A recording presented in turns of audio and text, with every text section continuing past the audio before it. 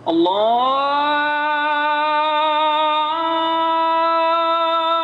أكبر الله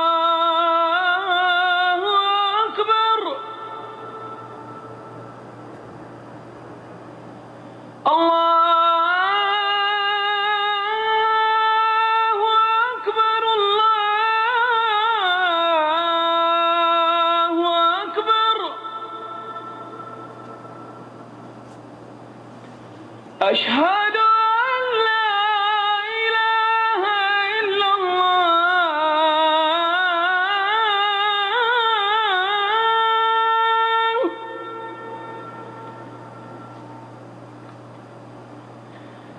أشهد أن لا إله إلا الله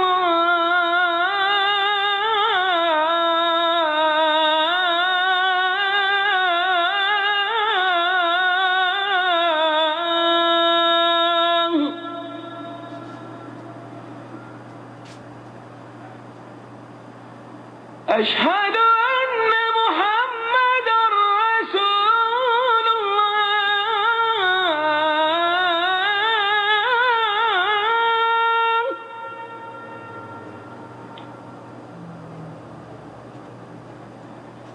أشهد أن محمدا رسول الله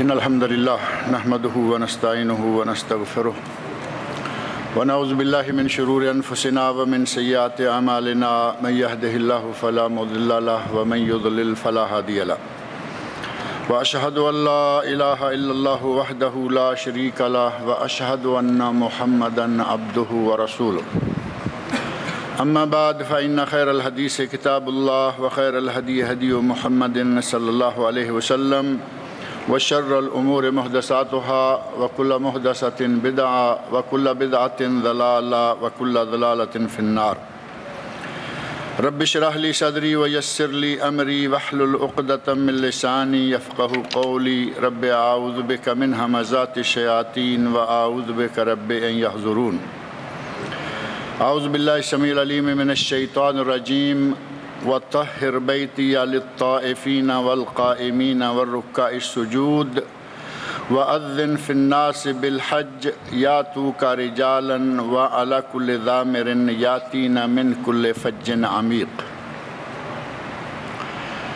سورة الحج آیت 26 کا آخری حصہ اور 27 یہ میں نے آپ کے سامنے پڑھی ہیں۔ یہاں اللہ رب العزت نے حضرت ابراہیم خلیل علیہ السلام کو مخاطب کر کے فرمایا ہے وَطَهِّرْ بَيْتِيَ لِلطَّائِفِينَ وَالْقَائِمِينَ وَالرُّكَّعِ السُّجُودِ اے ابراہیم میرے گھر کو پاک کر دو، کن کے لیے؟ طواف کرنے والوں کے لیے، قیام کرنے والوں کے لیے اور رکوع و سجود کرنے والوں کے لیے۔ ابراہیم خلیل علیہ السلام نے جب بیت اللہ کی تعمیر مکمل کر لی یا تجدید کعبہ سے فارغ ہوئے تو اللہ رب العزت نے کعبہ شریف حرم مکی اس کی طہارت، اس کی پاکیزگی و صفائی اور اس کی تطہیر کے سلسلہ میں حضرت ابراہیم خلیل علیہ السلام کو یہ حکم فرمایا کہ اس کو پاک رکھو، للطائفین طواف کرنے والوں کے لیے، والقائمین قیام کرنے والوں کے لیے، والرکع السجود اور رکوع و سجود کرنے والوں کے لیے۔ گویا جس دن سے یہ گھر، اللہ کا یہ گھر بیت اللہ تعمیر ہوا ہے، اس کو پاک صاف رکھنے کا اللہ رب العزت نے باقاعدہ حکم فرمایا ہے۔ نبی اکرم صلی اللہ علیہ وسلم ارشاد فرماتے ہیں کہ حضرت ابراہیم خلیل علیہ السلام نے مکہ کو حرم قرار دیا، اللہ کے حکم سے مکہ کو حرم قرار دیا اور میں نے مدینہ منورہ کو حرم قرار دیا ہے۔ حضرت ابراہیم خلیل علیہ السلام نے مکہ مکرمہ کا حرم، مکہ مکرمہ کے آداب، مکہ مکرمہ کی حرمت، ان چیزوں کا آغاز ابراہیم علیہ السلام سے ہوا۔ اور مدینہ منورہ جو کہ پہلے یثرب کہلواتا تھا، جب نبی صلی اللہ علیہ وسلم ہجرت کر کے مدینہ منورہ تشریف لے گئے تو آپ نے مدینہ کو حرم قرار دے دیا۔ جس طرح صحیح احادیث بخاری اور مسلم، اسی طرح حدیث کی دیگر کتابوں میں یہ بات موجود ہے کہ مکہ مکرمہ حرم پاک جتنی حدود حرم ہیں ان کے درمیان سے کسی قسم کے جھاڑیاں، درخت، ان کو کاٹنا، حتیٰ کہ سوائے اذخر نامی ایک گھاس کے باقی کسی قسم کی گھاس کاٹنا، شکار کرنا اور کوئی گری پڑی چیز اٹھا لینا، یہ جس طرح مکہ مکرمہ میں حرام ہے اسی طرح ہی مدینہ منورہ میں بھی حرام ہے۔ مکہ مکرمہ کی حدود حرم کی نشانیاں آپ ہر راستے سے مکہ میں داخل ہوتے ہوئے دیکھیں گے کہ باہر روڈ پہ دونوں طرف بڑے بڑے پلر بنے ہوئے ہیں اور اوپر لکھا ہوا ہے بدایت حدود الحرم۔ یہ 3 کلمے بدایت حدود الحرم یہ آپ کو مکہ مکرمہ سے باہر ہی نظر آ جائیں گے۔ ان حدود سے جب اندر داخل ہو جائیں تو حاجیوں پر 2 طرح کی پابندیاں شروع ہو جاتی ہیں، حرم کی پابندیاں اور احرام کی پابندیاں۔ احرام آپ نے 450 کلومیٹر دور سے بھی باندھا ہو سکتا ہے۔ جنہوں نے مدینہ منورہ ذوالحلیفہ سے باندھا 450 کلومیٹر، اور 80-90 کلومیٹر بھی ہو سکتا ہے جنہوں نے طائف سے باندھا، کرن المنازل سے، کم بھی زیادہ بھی، لیکن 450 کلومیٹر سے جب آپ چلیں گے تو احرام کی پابندیاں، ناخن نہیں کاٹ سکتے، بال نہیں کاٹ سکتے، آپ خوشبو نہیں لگا سکتے، شکار نہیں کر سکتے، لیکن راستے میں آپ اگر کوئی درخت ہے مسواک کاٹنا چاہیں کوئی بات نہیں، راستے میں یہ گنجائش ہے۔ اگر کوئی گری ہوئی چیز مل جاتی ہے اس کو اٹھا لیتے ہیں، کوئی حرج نہیں۔ جب حدود حرم میں داخل ہو جائیں گے تو یہ ساری چیزیں اٹھانا بھی منع ہو جائے گا۔ اور حرم کو ابراہیم خلیل علیہ السلام نے حرم قرار دیا اور اللہ رب العزت نے اسے پرامن مقام قرار دے دیا۔ اور پرامن مقام بھی قرار کیوں دیا؟ خود حضرت ابراہیم علیہ السلام نے اس کے لیے دعائیں مانگی۔ جب تعمیر کعبہ سے فارغ ہو گئے تو ابراہیم خلیل علیہ السلام نے 2-3 دعائیں مانگی۔ فرمایا اے اللہ وارزق اہلہ من الثمرات، اے اللہ مکے والوں کو پھلوں سے رزق عطا فرما۔ آپ دیکھیں گے مکہ کی سبزی اور فروٹ مارکیٹ میں دنیا بھر کا پھل موجود ہوتا ہے۔ کسی بھی ملک میں جہاں بھی پھل ہوتا ہے اس ملک والوں کو ملے یا نہ ملے، مکہ والوں کو ملے گا۔ ابراہیم خلیل علیہ السلام کی دعا وارزق اہلہ من الثمرات، اے اللہ مکہ والوں کو پھلوں کا رزق دے، اور اللہ رزق دے رہا ہے۔ اور فرمایا اے اللہ ان میں سے وابعث فیہم رسولا منہم، اے اللہ مکہ والوں میں سے ان کے لیے ایک رسول بھی مبعوث فرما۔ اللہ رب العزت نے مکہ والوں میں سے رسولا منہم، اور کہیں ہے رسولا من انفسہم، خاص انہی کی جانوں سے۔ اور جب یہ کہا جائے رسولا من انفسہم یا رسولا منہم تو اس کا معنی یہ ہوا کہ انہی مکہ والوں کی جنس سے، جو کچھ یہ مکہ والے ہیں انہی میں سے ایک رسول بنا۔ اب مکہ والے نوری ہیں یا ناری ہیں یا خاکی ہیں؟ مکہ والے کیا ہیں؟ بشر ہیں یا فرشتے ہیں؟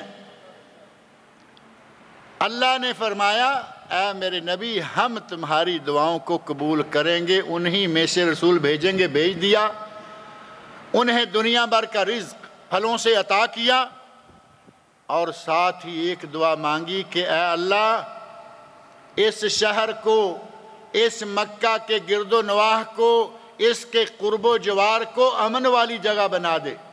اللہ رب العزت نے اس دعا کو بھی قبول فرمایا، اور مکہ کو امن والی جگہ بنا دیا۔ مثابۃ للناس و امنا، لوگوں کے قیام کی جگہ، لوگوں کی روزی روٹی کا مقام اور امن۔ اللہ رب العزت نے مکہ مکرمہ کو امن والی جگہ بنا دی۔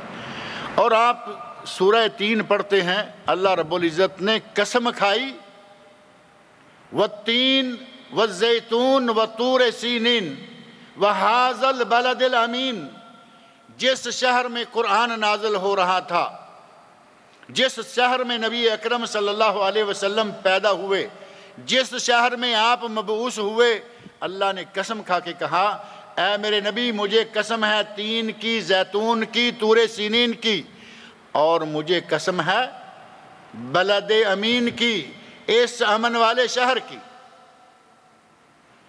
اللہ رب العزت نے قرآن کریم میں جا بجا مکہ مکرمہ کو امن والا شہر قرار دیا، حرمت والا شہر قرار دیا، اور نبی اکرم صلی اللہ علیہ وسلم نے اس کی حرمت کے مختلف انداز، کیا کرنا ہے کیا نہیں کرنا ہے، کہاں تک کیا کریں گے، کہاں سے باہر جا کے کیا کر لیں گے۔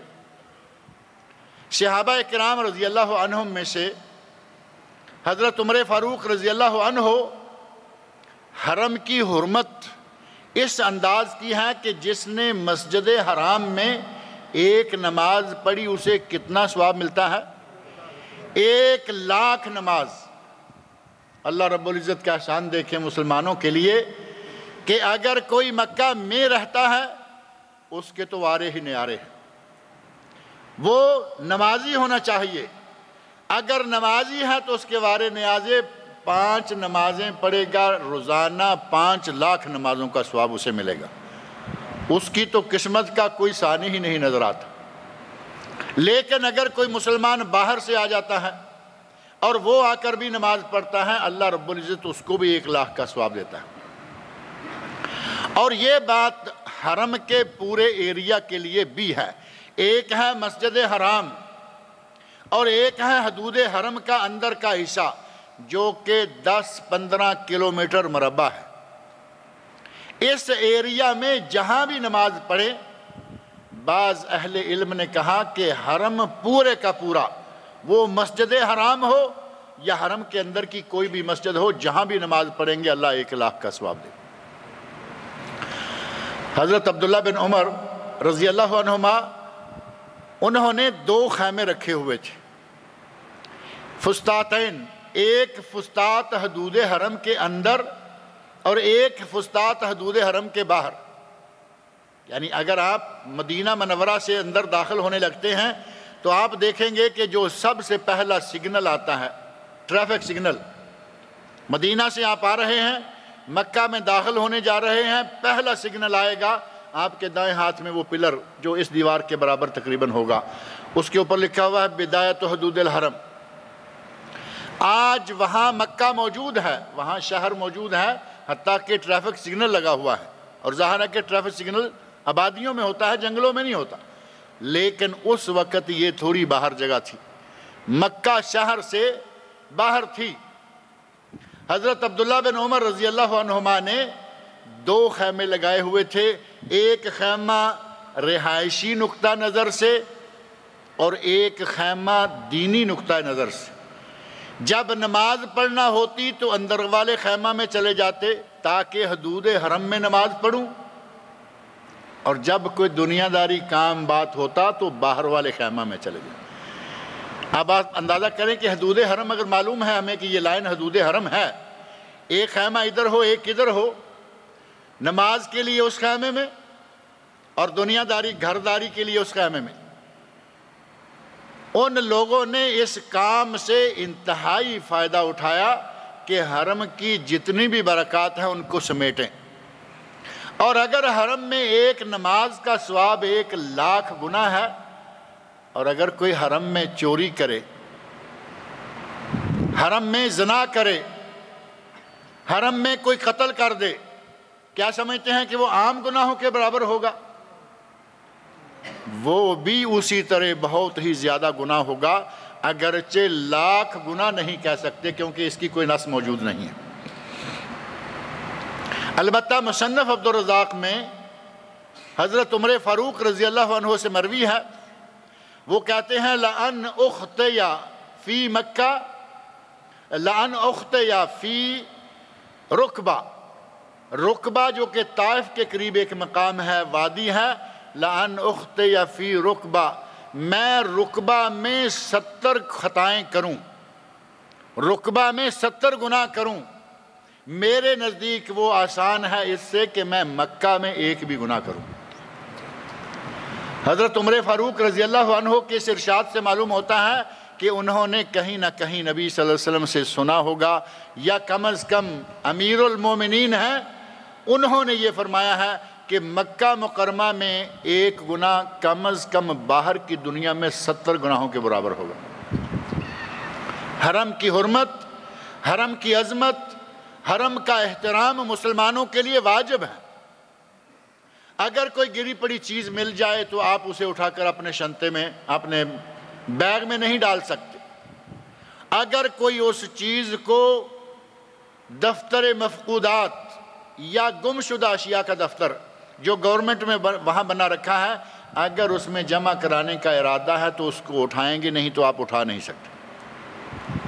حاجی ہو، عمرہ کرنے والا ہو، یا مکہ میں ویسے ہی رہ رہا ہو، جب تک اس کی نیت یہ نہ ہو کہ میں یہ چیز یہاں سے اٹھا کر اس دفتر میں جمع کراؤں گا تاکہ جس کی ہے وہ لے جائے، اگر یہ نیت نہیں ہے تو چیز کو اٹھانا ہی جائز نہیں۔ لاکھوں کی چیز پڑی ہو، آپ اس کو اٹھا کر اپنے قبضے میں نہیں لے سکتے، یہ بھی حرمت ہے۔ اور یہی معاملہ مدینہ منورہ کا بھی ہے۔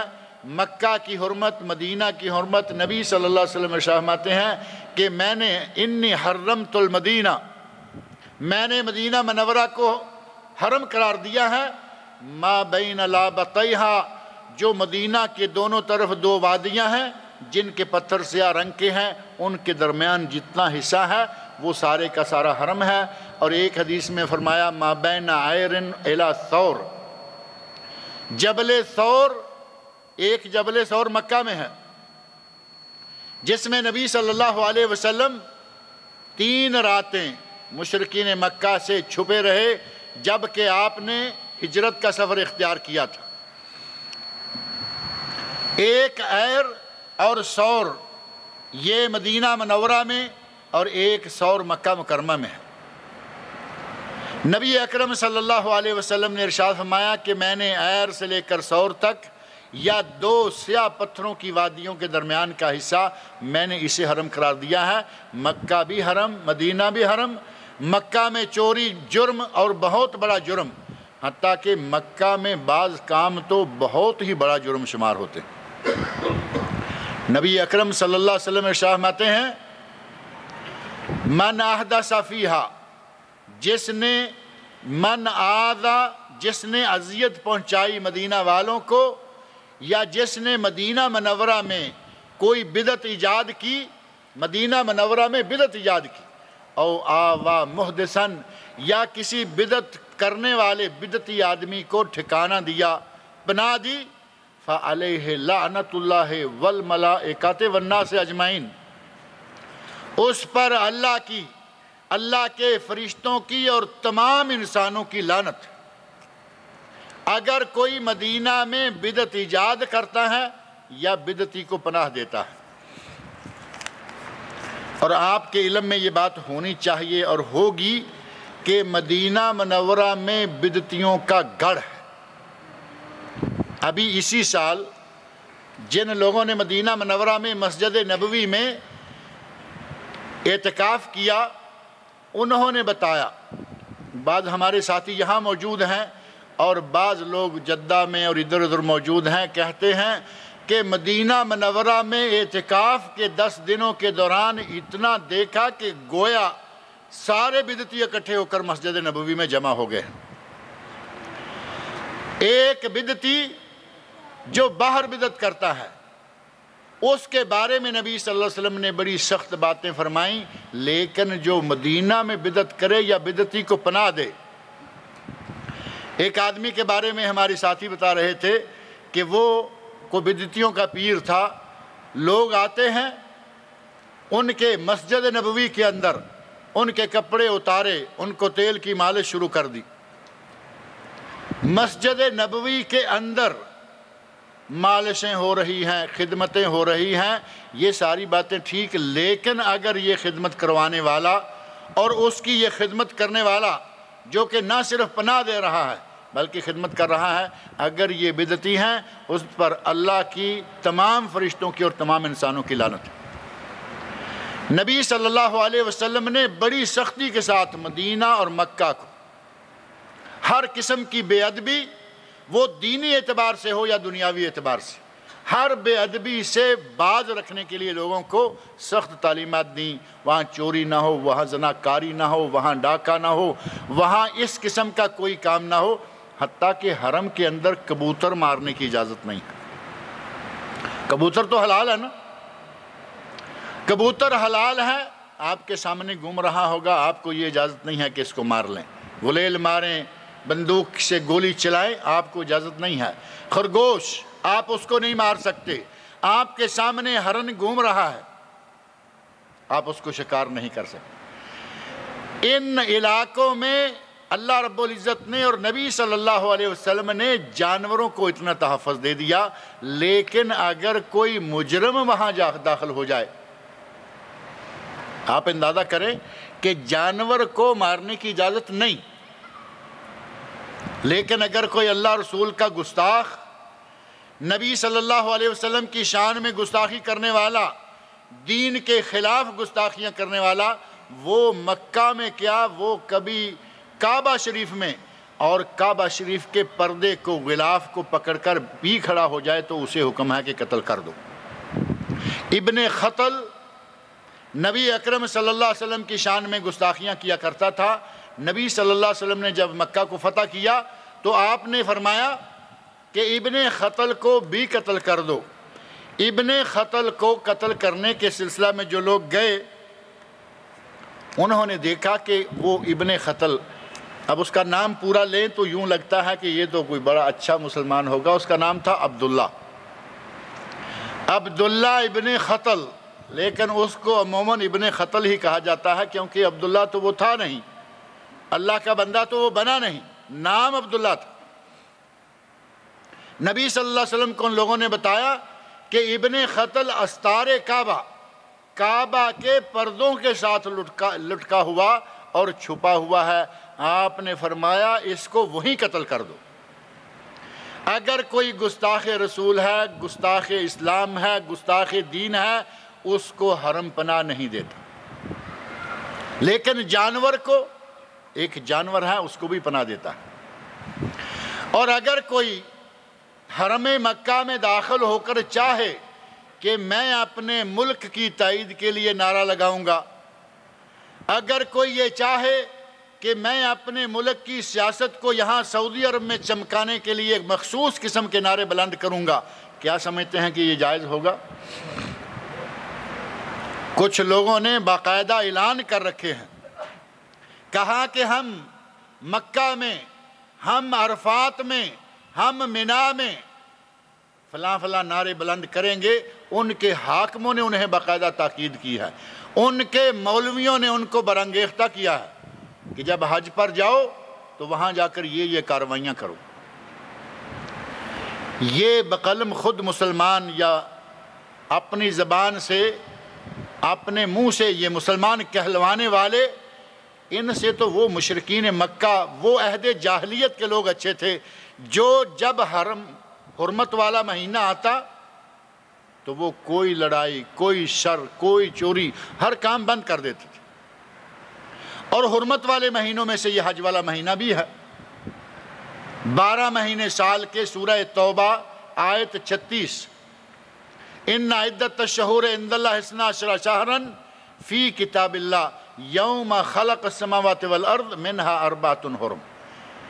اللہ نے جب سے زمین و آسمان کو بنایا ہے تب سے مہینوں کی تعداد 12، اور ان 12 میں سے فرمایا کہ 4 مہینے حرمت والے ہیں۔ نبی اکرم صلی اللہ علیہ وسلم کی صحیح احادیث میں وہ 4 مہینے حرمت والے کون سے ہیں؟ ذوالقعدہ، ذوالحجہ، محرم اور رجب۔ فرمایا 3 متوالیات، 3 مسلسل، ذوالقعدہ، ذوالحجہ، محرم، یہ 3 مہینے اکٹھے۔ اور رجب مضر الذی بین جمادی و شعبان، اور رجب مضر جو کہ جمادی الثانی اور شعبان کے درمیان والا مہینہ۔ ان 4 مہینوں کو حرمت والا اللہ نے حرمت والا بنایا، کافر بھی اس کو حرمت والا مانتے رہے۔ آج کوئی کہے کہ میں مسلمان ہوں، بلکہ صرف اپنے آپ کو ہی مسلمان سمجھے، باقی ساری دنیا کو منافق قرار دے، اگر وہ یہ حرکتیں حرم کے اندر کرے تو کیا وہ مسلمان ہے؟ وہ برائے نام ہی مسلمان ہوگا۔ اور ان حرمت والے مہینوں میں جن کو شروع ہوئے اب 1 مہینے کے قریب ہو رہا ہے، ذوالقعدہ، آگے ذوالحجہ شروع ہو جائے گا، ان حرمت والے مہینوں میں اگر کوئی اس حرمت والے ملک کی حدود کو توڑتا ہے، آپ نے پچھلے 2 ہفتے کے دوران خبریں سنی ہوں گی، یمن سے حوثی لوگ، اور یہ انہی کے کچے چٹھے ہیں یا انہی کے انڈے بچے ہیں جو حرم میں شور و شغب کرنے کے ارادے رکھتے ہیں۔ کچھ لوگ حج کے نام سے یہاں آ کر شور مچانا چاہتے ہیں، اور کچھ لوگ انہی کے انڈے بچے حدود کو توڑ کر اندر داخل ہو رہے ہیں۔ پچھلے دنوں آپ یہ خبریں سنتے رہے ٹیلی ویژن پہ، ریڈیو پہ، اخبارات پہ، حوثی، یمن کے حوثی جن کا نا عقیدہ مسلمان اہل سنت والا، لیکن وہ مسلمان کہلواتے ہیں، بلکہ ان کے تو ملک کے نام بھی بڑے اسپیشل ہیں۔ حوثی بھی اپنے آپ کو مسلمان اہل سنت کے قریب ترین کہلاتے ہیں، جبکہ قرآن کے بارے میں ان کا عقیدہ غلط۔ یہ قرآن جو مسلمانوں کی کتاب مقدس ہے، کہتے ہیں کہ یہ ناقص ہے، یہ نامکمل ہے۔ یہ کتنی تھی؟ یہ 40 سپارے تھی، یہ صرف 30 رہ گئی، اس میں سے 10 سپارے کم ہیں، اور وہ 10 سپارے وہ آیات ہیں جو حضرت علی رضی اللہ عنہ کی شان میں تھیں، اور ان آیات کو کہتے ہیں حضرت عائشہ کی بکری کھا گئی۔ مسلمانوں کی لاپرواہی، حضرت ابوبکر صدیق رضی اللہ عنہ کے گھر کی لاپرواہی، بلکہ یوں کہیں کہ نبی صلی اللہ علیہ وسلم کے گھر کی بھی لاپرواہی، کہ قرآن پتوں پہ لکھا پڑا تھا، بکری کھا گئی، اور بکری نے صرف وہ آیات کھائیں جن آیات پر حضرت علی کے فضائل تھے۔ دیکھیں کتنی فقیہ، کتنی پڑھی لکھی اور سکالر بکری ہے اہل سنت والجماعت کی۔ صرف وہ آیات جو حضرت علی کے بارے میں تھی وہ بکری کھا گئی۔ کہتے ہیں کہ ہمارا امام آئے گا اور وہ پورا قرآن لائے گا، اور وہ امام کب آئے گا، کب، کہاں گیا؟ کہتے ہیں سامورا نام کی ایک غار ہے، اور وہ عراق میں ہے۔ اب اس کے نکلنے کے پھر امکانات بڑے کم نظر آتے ہیں، کیونکہ وہاں تو امریکہ والوں کا قبضہ بنا بیٹھا ہے۔ وہاں جو ان کے خلاف ہوگا وہ وہاں اس کو پنپنے دیں گے۔ کہتے ہیں کہ سامورا سے نکلے گا، وہ اپنے ساتھ پورا قرآن لائے گا، اور سامورا سے نکلنے کا وقت کب ہے، اس کی نشانیاں کیا ہیں؟ حضرت پچھلے درس میں ذکر کر رہا تھا کہ حضرت جبرائیل علیہ السلام آئے، انسان کی شکل میں آئے، اور پوچھا قیامت کب ہوگی، تو نبی صلی اللہ علیہ وسلم نے فرمایا مل مسئول بعلم من السائل، تمہیں معلوم نہیں، مجھے بھی معلوم نہیں۔ کہا نشانیاں بتاؤ، نبی صلی اللہ علیہ وسلم نے قیامت کی نشانیاں بتائیں، یہ اپنے امام کے غار سے نکلنے کی نشانیاں بتاتے رہتے۔ نشانیاں کیا ہیں؟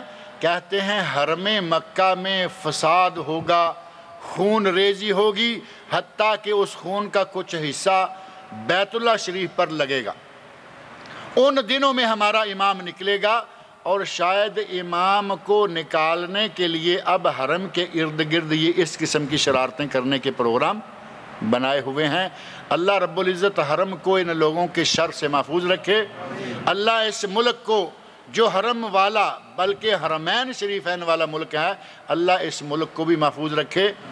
ان لوگوں نے یمن سے سعودی عرب میں داخل ہونے کے لیے کیا کیا کیا، کیسے کیسے کیا، کس طرح پہاڑوں پہ، میدانوں میں، وادیوں میں یہ لوگ گھسے اور ایک جنگ کا سما پیدا کر دیا، حتیٰ کہ مساجد میں اذانیں، نمازیں تک بند رہیں۔ یہ کہاں کی مسلمانی ہے؟ یہ کس قسم کی مسلمانی ہے کہ جن کی وجہ سے مسجدوں میں اذانیں نہ ہوں، جن کی وجہ سے ایک ملک کا امن درہم برہم ہو جائے، اور ملک بھی وہ جس میں حرمین شریفین والے ملک میں جو یہ شرارتیں کرے گا وہ مسلمان کیسا ہوگا؟ اور یہ سارے کا سارا معاملہ ایک ہی ہے، اور شاید ان کے جو عقائد ہیں کہ یہ قرآن ناقص ہے، وہ کہتے ہیں کہ جبرائیل علیہ السلام نعوذ باللہ ان سے غلطی ہو گئی، آنا تھا اس گھر میں چلے گئے اس گھر میں، نبوت دینی تھی یہاں دے دی وہاں۔ ایک عقیدہ یہ کہ حضرت علی رضی اللہ عنہ کو الوہیت کے مقام پر بٹھا دیتے ہیں، اور علی رضی اللہ عنہ تو کم از کم ہماری مسلمانوں کی خلیفۃ المسلمین ہیں، ان کے عقائد کے اعتبار سے ان کے امام ایک دو نہیں، ان کے تو ظاہر ہے کہ بہت سارے امام ہیں، ان کے امام انبیاء سے بھی اعلیٰ، انبیاء سے بھی ان کے اماموں کا درجہ زیادہ۔ کیا یہ اہل سنت والی باتیں یا مسلمانوں والی باتیں ہیں؟ جو اپنے ولی کو، جو اپنے امام کو، جو اپنے پیر و مرشد کو کہے کہ یہ نبی سے بھی اعلیٰ ہے، وہ دائرہ اسلام سے خارج انسان، لیکن ہیں نام بھی وہی، کام بھی وہی، حرکتیں وہی، نام کہیں کچھ ہے کہیں کچھ ہے، قرآن کے بارے میں نظریات غلط، نبی صلی اللہ علیہ وسلم کی شان میں گستاخیاں، اور نبی کی بیویوں کی شان میں گستاخی۔ نبی کی بیویوں کو جو کوئی گالیاں دے گا، کیا سمجھتے ہیں کہ نبی کو بڑا سکون پہنچے گا؟ نبی کی بیویوں کو گالیاں دینے والا نبی کو اذیت پہنچانے والا ہے، اور جس نے نبی صلی اللہ علیہ وسلم کو اذیت پہنچائی اس کا اسلام سے کیا تعلق رہے گا؟ مختلف قسم کے گندے نظریات اور گندے عقائد کے مالک سعودی عرب خاص طور پر حرمین شریفین کے اندر فساد کرنے کی نیتیں رکھتے ہیں۔ مسلمانوں کو چاہیے کہ ان کے لیے جو اس ملک کا دفاع کر رہے ہیں ان کے لیے دعا کریں کہ اللہ رب العزت ان کے قدموں کو مضبوط کرے۔ اس سعودی عرب کا دفاع صرف سعودی عرب کا دفاع شمار نہیں ہوتا، حرمین شریفین کا دفاع شمار ہوتا ہے۔ وہ حرم جسے اللہ رب العزت نے حرمت والا بنایا ہے، جو اس کی حرمت سے کھیلنا چاہے اسے اللہ بھی تباہ کرے گا، اور جو اللہ کے حکم کو نافذ کرنے کے لیے آگے بڑھے گا اللہ اس کی مدد کرے اور اس ملک کے امن کو محفوظ رکھے۔ اس حرم کی حرمت کو خراب کرنے کے لیے، حرم کو گرانے کے لیے نبی صلی اللہ علیہ وسلم سے 50 دن پہلے ایک واقعہ پیش آیا تھا، معروف ہے یا نہیں؟ مشہور واقعہ، ابرہہ حبشی غلام جسے گورنر بنا دیا گیا یمن کا، اس وقت بھی یمن سے ہی یہ شر آیا تھا، آج پھر یمن سے یہ شر آ رہا ہے۔ وہ یہودی تھا، عیسائی تھا، آج اپنے آپ کو مسلمان کہلوانے والے آ رہے ہیں۔ اس نے مکہ پر دھاوا بول دیا، حرم کو، کعبۃ اللہ کو، بیت اللہ کو گرانے کی نیت کی، اللہ نے اس کو تہس نہس کر دیا۔ سورۃ الفیل، الم تر کیف فعل ربک باصحاب الفیل الم یجعل کیدہم فی تضلیل وارسل علیہم طیرا ابابیل ترمیہم بحجارۃ من سجیل فجعلہم کعصف ماکول۔ اللہ نے چھوٹے چھوٹے پرندوں سے ہاتھیوں والے کے لشکر کو تباہ کروا دیا۔ اللہ کی یہ سنت ہے، اللہ کا یہ قاعدہ قانون ہے، اللہ نے اس حرم کی خود حفاظت کرنا ہے، وہ کر رہا ہے۔ نبی صلی اللہ علیہ وسلم کے دادا عبد المطلب کے اونٹ ان کے ابرہہ کی فوج نے گھیر لیے، اپنے قبضے میں کر لیے۔ یہ اونٹ لینے کے لیے گئے تو ابرہہ کہتا ہے تم کون ہو؟ کہا کہ میں کعبے کا متولی ہوں۔ کیا لینے آئے ہو؟ کہا میں اپنے اونٹ لینے آیا ہوں۔ کہا تمہیں معلوم نہیں کہ ہم تو تیرے کعبہ کو گرانے آئے ہیں؟ اسے یہ تعجب ہو رہا ہے کہ یہ کعبے کا متولی، کعبے کا یہ نگران، کعبے کا یہ خادم، یہ اپنے اونٹ مانگ رہا ہے، یہ مجھے نہیں کہہ رہا واپس چلے جاؤ، میرے سامنے میں فوج کھڑی نہیں کر رہا، بلکہ یہ اپنے اونٹ مانگ رہا ہے۔ کہا تجھے نہیں معلوم کہ میں تو تیرے کعبہ کو گرانے آیا ہوں؟ عبد المطلب نے کیا کہا؟ ابھی اسلام نہیں آیا، ابھی جن کے ذریعے اسلام آنا ہے وہ دنیا میں نہیں آئے۔ محمد الرسول اللہ صلی اللہ علیہ وسلم سے آپ کی ولادت سے بھی 50 دن پہلے، 2 مہینے پہلے کا واقعہ۔ وہ شخص عبد المطلب کہتے ہیں آنا رب الابل، میں تو اونٹوں کا مالک ہوں، مجھے میرے اونٹ دے دو۔ وَإِنَّ لِلْبَيْتِ رَبًّا سَيَحْمِيهِ، اس بیت اللہ کا ایک رب ہے، وہ اس کو خود حفاظت کر لے گا۔ بیت اللہ کا رب بیت اللہ کی حفاظت کرے گا، میرے اونٹ ہیں، مجھے اونٹ دے دو۔ بیت اللہ جانے اور اس کا رب جانے۔ اللہ نے حفاظت کی، اللہ آج بھی حفاظت کرے گا، اللہ کل بھی حفاظت کرے گا، کرتا آ رہا ہے۔ لیکن جو مسلمان کہلاتے ہوئے بیت اللہ کے بارے میں اس قسم کا قدم اٹھاتا ہے، کیا سمجھتے ہیں کہ وہ مسلمان ہی ہوگا؟ اللہ رب العزت ان لوگوں کے شر سے سعودی عرب کو محفوظ رکھے جو سعودی عرب میں بدامنی پھیلانا چاہتے ہیں، سعودی عرب کے امن کو تہس نہس تہوبالا کرنے چاہتے ہیں۔ اللہ رب العزت ان کو غارت کرے، ان کو خود سنبھالے، انہیں خود سمجھے۔ اور جو لوگ اپنی جانیں تک اس بلد الحرمین شریفین کے لیے، حرمین شریفین کے لیے، بلد الحرمین شریفین کے لیے جانیں قربان کر رہے ہیں، اللہ رب العزت ان کی اس قربانی کو قبول فرمائے، ان کو مزید قوت عطا فرمائے کہ وہ جان کے ساتھ، ہمت کے ساتھ اس ملک کا تحفظ کریں۔ اس حرم کے اندر اس قسم کا شر پیدا کرنا نہ اللہ رب العزت نے جائز قرار دیا اور نہ ہی نبی اکرم صلی اللہ علیہ وسلم نے اسے جائز قرار دیا ہے، بلکہ نبی صلی اللہ علیہ وسلم نے فرمایا کہ حرم شریف کے اندر محض تلوار اٹھانا بھی حرام ہے۔ صحیح مسلم میں حدیث موجود ہے، صرف اگر کوئی تلوار نکالتا ہے کہ وہ بھی جائز نہیں، وہ بھی حلال نہیں کہ تلوار صرف نکالے، اور اگر کوئی تلوار نکال کر باقاعدہ کسی پر حملہ کر دے، اگر کوئی حرم شریف کے امن کو تباہ کرنا چاہے تو وہ جائز کیسے ہوگا، وہ حلال کیسے ہوگا، وہ مسلمان کیسے ہوگا؟ اللہ رب العزت نے فرمایا کہ جو حرم میں سب سے زیادہ اللہ کے نزدیک گناہگار وہ ہے جو حرم کے اندر الحاد کرے، حرم کے اندر خلاف دین، خلاف اللہ، خلاف الرسول، نبی صلی اللہ علیہ وسلم کے خلاف، اللہ کے خلاف، دین کے خلاف جو چیز شریعت ہے، شریعت کے خلاف جو کچھ کرتا ہے وہ الحاد ہے۔ جو حرم میں الحاد اختیار کرتا ہے، نبی صلی اللہ علیہ وسلم فرماتے ہیں ابغض الی اللہ، اللہ کو سب سے زیادہ برا وہ آدمی لگتا ہے۔ اس کے باوجود اگر کوئی باز نہیں آتا، اللہ کی ناراضگی وہ مول لیتا ہے، رسول اللہ صلی اللہ علیہ وسلم کے احکام کی نافرمانی وہ کرتا ہے، اور اسی طرح مسلمانوں کے سب سے مقدس مقام کے خلاف جو کسی بھی قسم کا قدم اٹھاتا ہے، مسلمانوں سے وہ بد دعاؤں کے سوا کیا لے گا؟ مسلمان اگر خود بڑھ کر اس کا راستہ روک نہیں سکتے تو بد دعائیں ضرور کریں گے۔ اور اللہ رب العزت نے اس حکومت کو اتنی قوت دے رکھی ہے کہ یہ اپنی حدود کا بھی حفاظت کر سکتی ہے، حدود کا تحفظ کر سکتی ہے، اور حرم شریف، حرمین شریفین کے لیے آپ دیکھتے رہتے ہیں کہ الحمدللہ ہمیشہ حرمین شریفین کے ماحول کو پرامن رکھا جاتا ہے، اب بھی رکھا جائے گا۔ حج قریب آ رہا ہے، تیاریاں کریں اور حج کو جانے کے لیے، سفر کے لیے تیاریاں کر لیں۔ نبی اکرم صلی اللہ علیہ وسلم نے حرمین شریفین کی حرمت کو مختلف موقعوں پر بیان فرمایا۔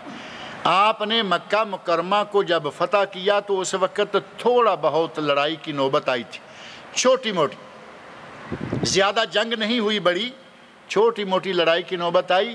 آپ نے اگلے دن ایک خطبہ ارشاد فرمایا جس خطبہ میں لوگوں کی غلط فہمی کو دور کر دیا، کہیں ایسا نہ ہو کہ لوگ سمجھ لیں کہ آج کے بعد بس مکہ مکرمہ میں جو چاہے جنگ کرے، جو چاہے حملہ کرے۔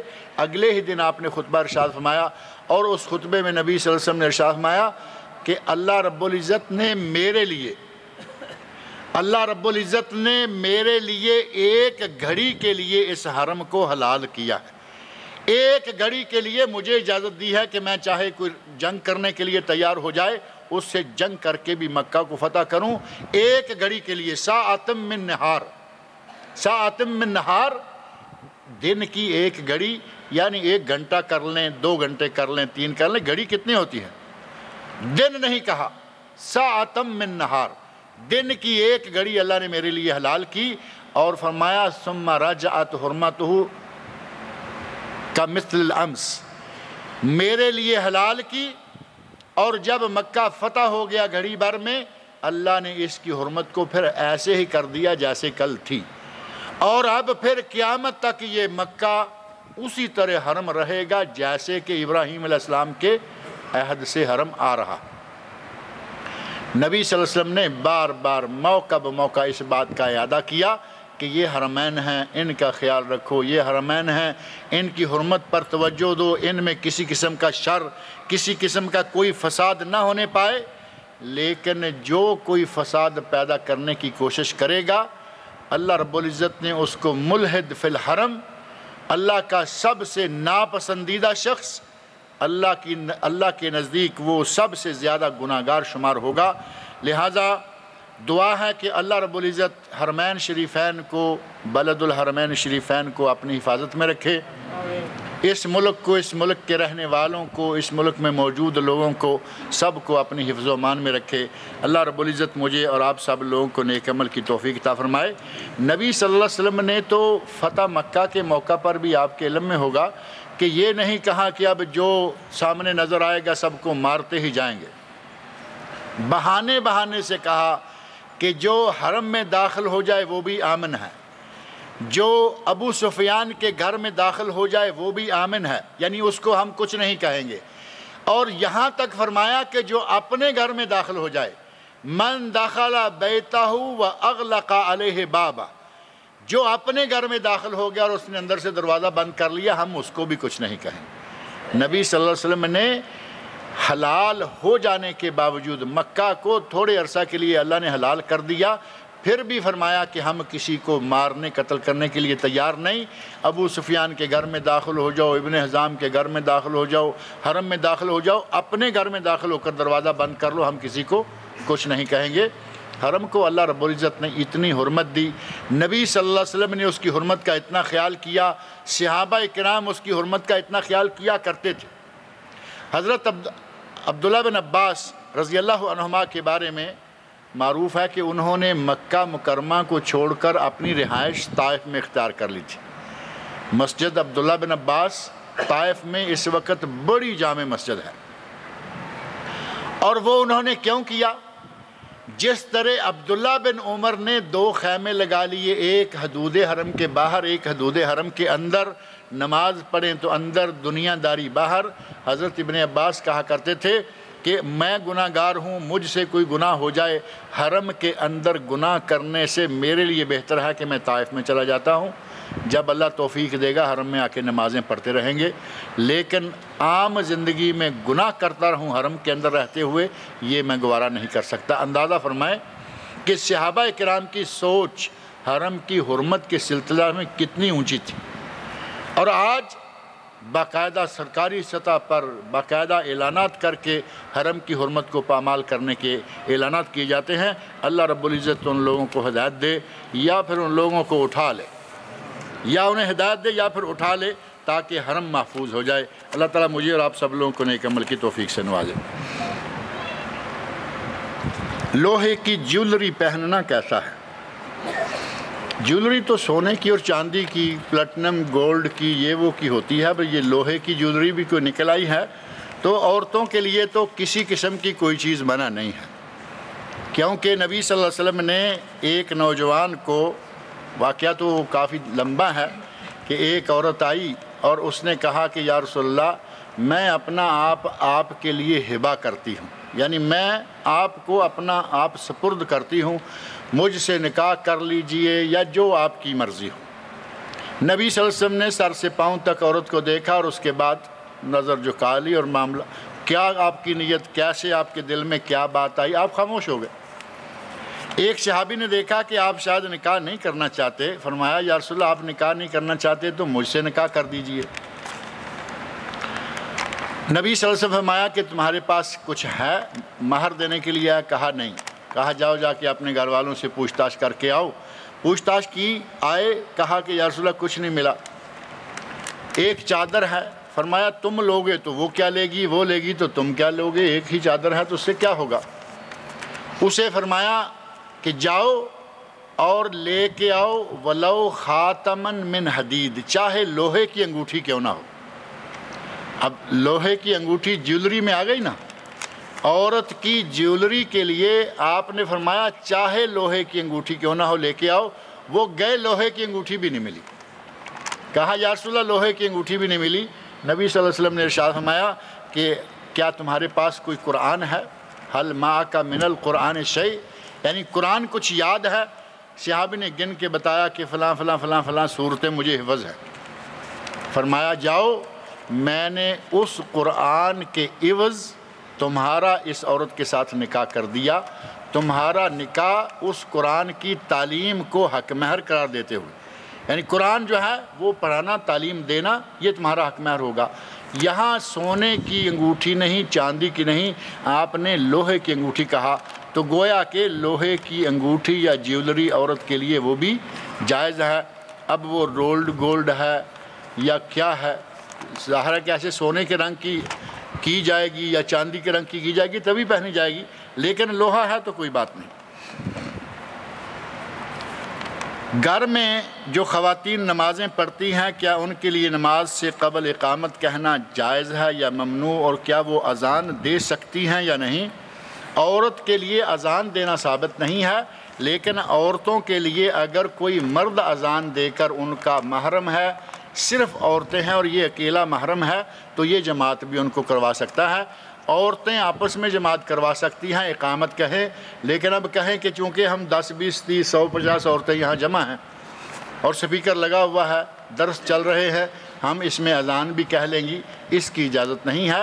عورتوں کے لیے اذان مرد کہے اور اگر وہ ان کا محرم ہے جماعت بھی کرا دے تو جائز، لیکن اگر غیر محرم ہے، اکیلا ہی ہے، باقی ساری عورتیں ہیں، تو اس طرح جماعت کرانا بھی اس کا صحیح نہیں ہوگا، کیونکہ وہ ان کا غیر محرم ہے، اس کا ان کے اندر جانا ہی صحیح نہیں۔ محرم ہے، اذان کہے جماعت کرائے، یا پھر کوئی اذان کہے اور چلا جائے، عورتیں آپس میں جماعت کرا لیں، عورتیں اقامت کہہ کر نماز پڑھیں تو جائز ہے، کوئی حرج نہیں۔ اور اگر کسی کو حج ہی کے سلسلہ میں کوئی اور بات پوچھنا ہوگی یہ سیریز دیکھنے کے بعد بھی، تو اگلے بدھ کو وہ آپ آ کے اپنا بات جو ہے وہ پوچھ سکتے ہیں۔ جو خواتین پاکستان یا ہندوستان سے بغیر محرم کے حج کرنے کی غرض سے آتی ہیں، ان کے حج کے بارے میں آپ کا کیا خیال ہے؟ کیا یہ حج نہیں ہوتا، یا پھر حج تو ہو جاتا ہے مگر بغیر محرم کے آنے کا گناہ رہ جاتا ہے؟ یہ دوسری بات آپ کی ٹھیک ہے کہ ان کا حج تو ہو جاتا ہے، لیکن ان کا بغیر محرم کے سفر کر کے آ جانا یہ گناہ ہے۔ اور رہا یہ کہ وہ رہ جاتا ہے، یہ میں نہیں کہہ سکتا۔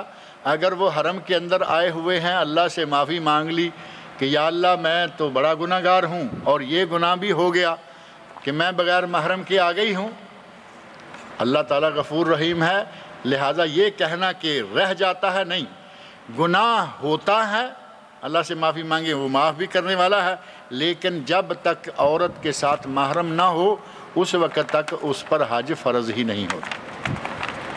حج فرض ہی عورت پر تب ہوتا ہے جب محرم کا خرچہ یا محرم کا ساتھ موجود ہو۔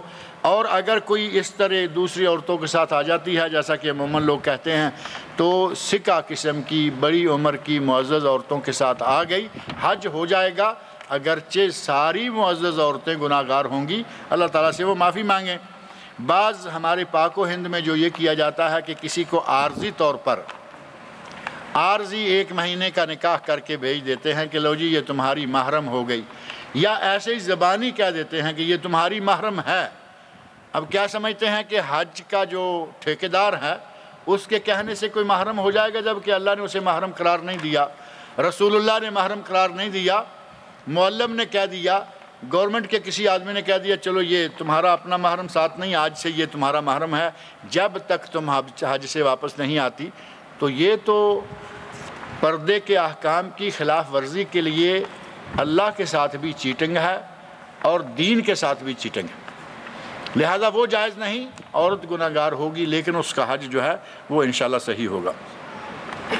ایک عورت بغیر محرم کے وہاں سے بذریعہ جہاز سفر کر کے یہاں آ کر اپنے خامند کے ہمراہ حج کے آخر دن تک رہتی ہے، خامند جہاز میں سوار کرا دیتا ہے، ان دونوں میں سے کون سا طریقہ بہتر ہے؟ یہ دوسرا طریقہ تو پہلے سے بہت ہی بہتر ہے، کیونکہ پہلے میں عورت صرف 4 گھنٹے کے لیے بغیر محرم کے رہی، اور پہلا طریقہ جو ہے اس میں تو 1 مہینہ یا 40 دن تک عورت بغیر محرم کے رہی، یہ دوسرا طریقہ تو بہت ہی مناسب ہے پہلے کی نسبت۔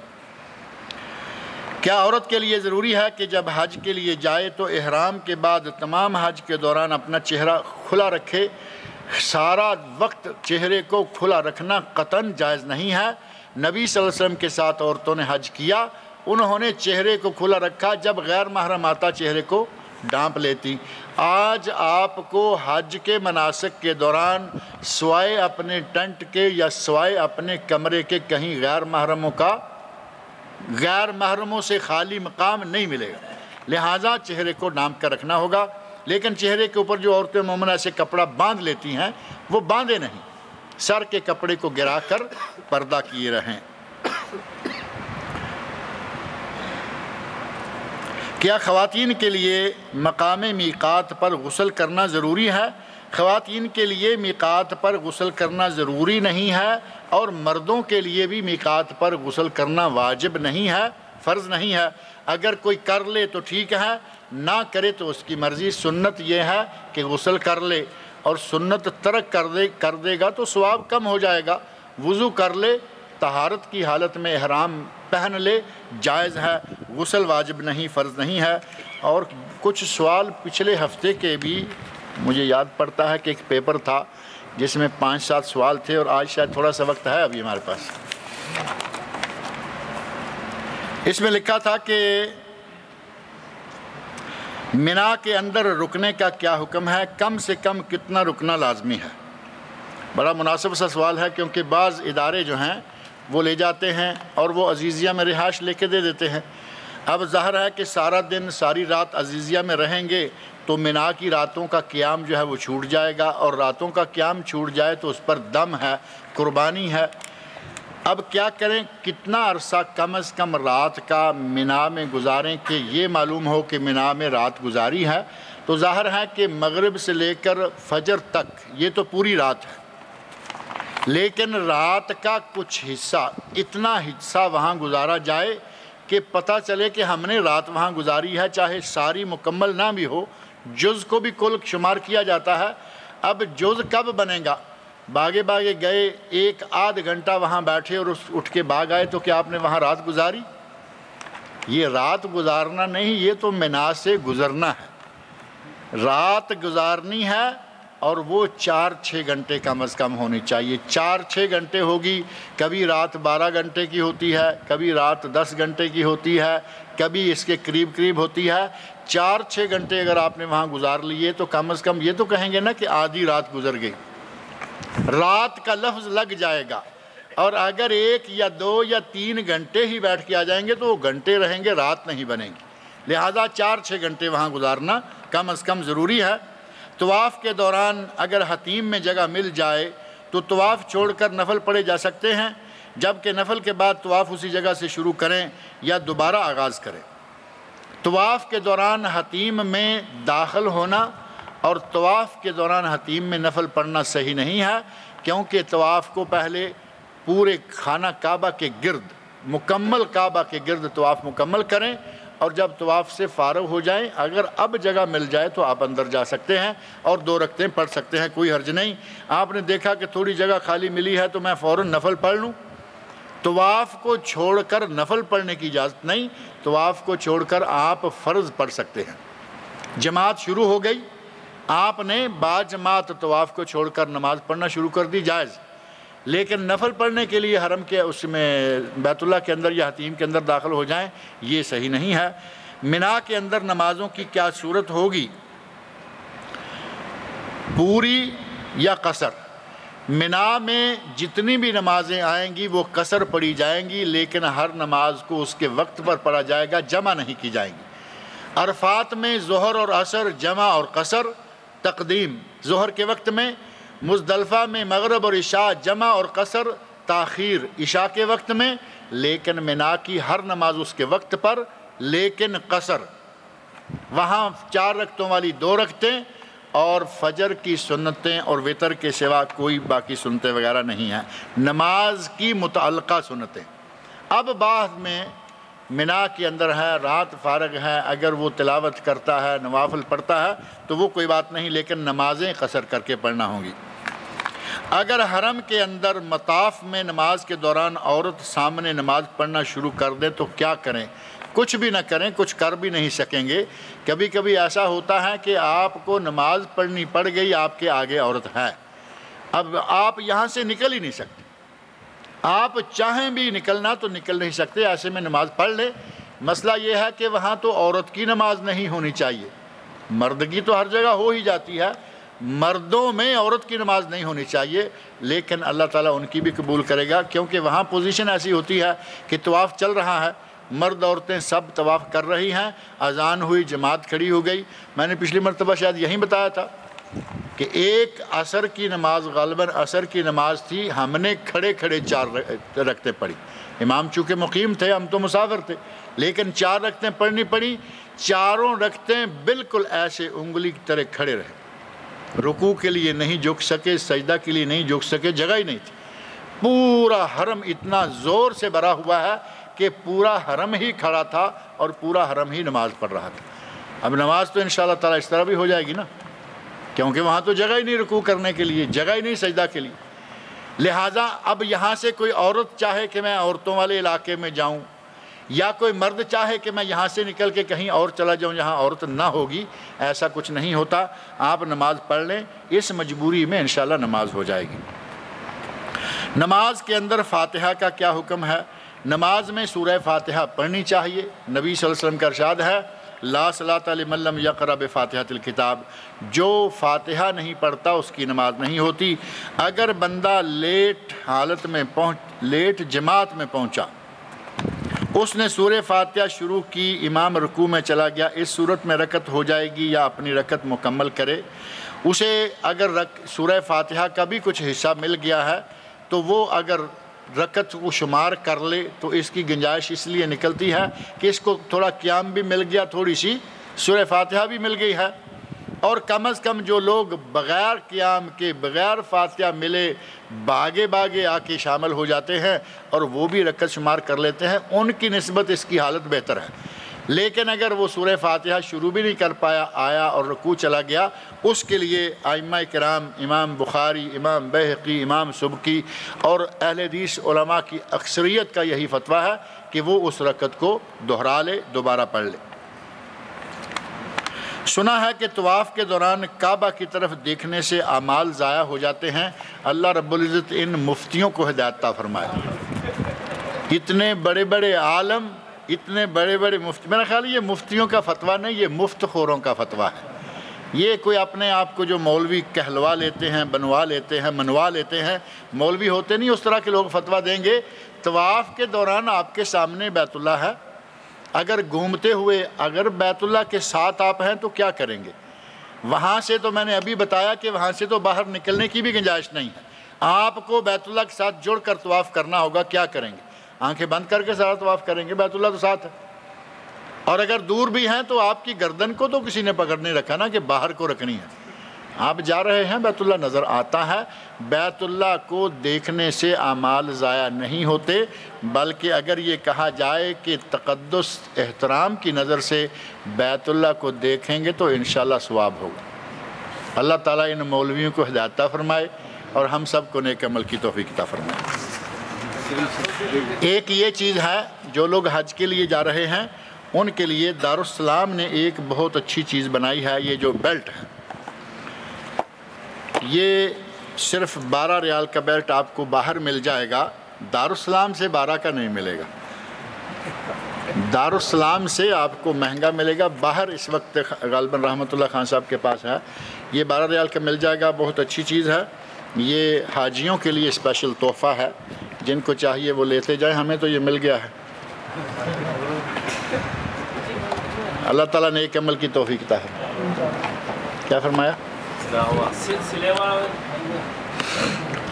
نہیں، سلا ہوا کپڑا پہننا ممنوع ہے، یہ بھی ٹھیک بات ہے. پوچھ رہے ہیں جو سلا ہوا کپڑا پہننا ممنوع ہے، لیکن یہ بیلٹ ہے، یہ کپڑا نہیں.